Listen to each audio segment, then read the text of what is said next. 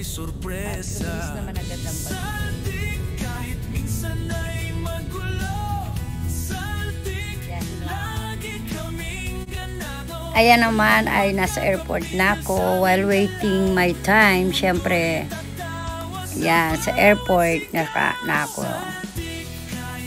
Yan, sa airport.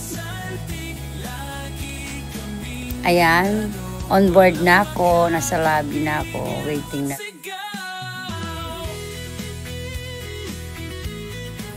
Minsan ay napapaisip, ganito ang gulo ng trip, pero sa dulo. Ayan, pumwesto na ako sa sulok. Kaupo na. Nalis ko na ang haggard match. Ayan, habang nagkakagulo sila, naghahanap pa ng silya. Si Inday naman ay nakaupo na habang nagbibidyo-video. Ayan, nag-iba naman ako ng image dyan. Silip-silip lang. Let's go! Ayan na, ma-under na kami, landing na. Nila-landing pataas na kami, guys. Okay, on the go. Hello, Philippines. I'm here again. Nasa ulap na tayo. Tignan niyo mga bula. Charot. Ayan. Hindi na ako masyadong nag-picture. Kasi, diba, parang ganun at ganun din. Alam mo naman ako pa uwi-uwi. So, parang nakakasawa din mag-video. So, ayan na mga bula. Ayan. May mga talaga pag nasa langit maaraw, no? Pag nasa baba, maulan. Bakit kaya sa dinaanan namin ay mas sikat ang araw? Although, summer naman talaga dito sa Japan, guys. Kaya lang, nung kahapon, bago ko nagbiyahe, may bagyo. Pero wala naman, nasa sa baba na ng lugar namin. Hindi naman ganun bagyo talaga.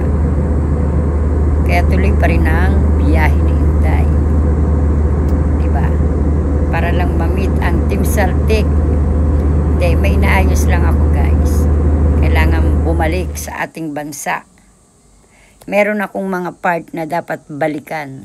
At last, nakikita ko na ang ibaba. Nakikita nyo ba ang nakikita ko? Char! Ibig sabihin lang yan, ayan na. Malapit nang lumapag si Inday. Kagabi yan, ha. Malapit nang lumapag. So, hinabol ko lang para mai-upload ko ngayon. Habang kami ay bumiyahe kanina. Ngayon ko lang inaayos. Ayan, naghihintay na ang aking admin sa pagsundo kay Inday Okray Pak Ganern. Ayan na, lumapag na nga kami at iikot-ikot yan para hanapin ang window kung saan siya didikit ang pakpak ng eroplano. Charot. Iba, parang alam mo pagka lumapag na yung plane nyo, guys, parang hindi naman ako nakikipag-unahan sa sa plane.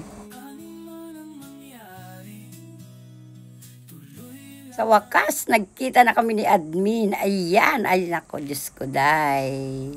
Baba namin, namin ng Grab na sa Jollibee ulit. Diba, dating gawi, kasi yan lang ang madali ang mabibilihan, guys. Wala nang mga halos restaurant, tsaka pagod na rin naman kasi biyahe gabi. So, pansamantala Jollibee dahil nandyan na ang mga ungas, nakaabang na. At nauna pa silang mag-check-in sa akin. Char, ayan ang aming pinagsalu-saluhan. Pangsamantala, Jollibee is the best food pag sarado na ang lahat. Char. Eto na sila, Bulaga. Ayan na ang mga hitad. Yan ang aming latest moment kagabi. Tsaka ngayon, ayan, Saturday kami nagpicture-picture, syempre. At lilipat naman maagang gumising at naglaboy kami. Hulaan nyo kung saan yan. Yan ay sa Eastwood. At kailangan ko munang mamili kung ilang araw ako dyan para meron akong makakain. So, namili naman kami sa Robinson. Pansamantala pang stock ng ilang araw lang. Hindi ako magtatagal. Ayan, sa Robinson. Ayan, namili kami. Kasama ko si Herman at si admin na iwan ang iba sa hotel.